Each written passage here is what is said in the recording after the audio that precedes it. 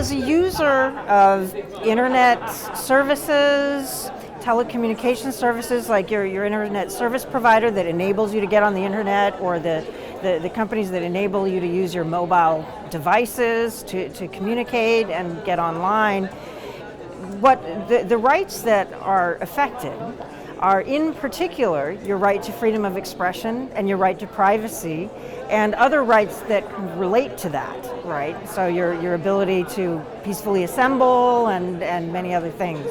And so companies, in making decisions about what you can and cannot do with their services, how your identity can be, whether you have to use your real name or whether you can use a fake name,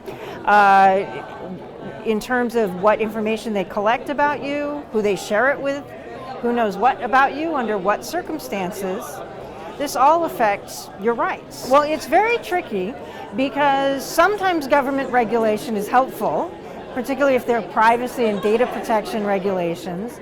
But sometimes government regulations is actually not helpful, and government might be requiring companies to censor or conduct surveillance that actually results in violation of people's right to freedom of expression under Article 19, right to privacy under Article 12.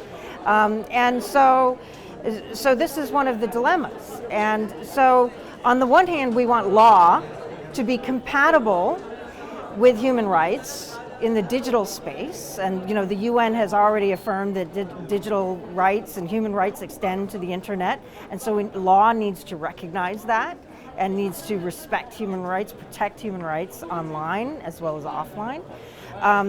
But also the law needs to enable companies to respect users' rights. And a big part of that is transparency and accountability.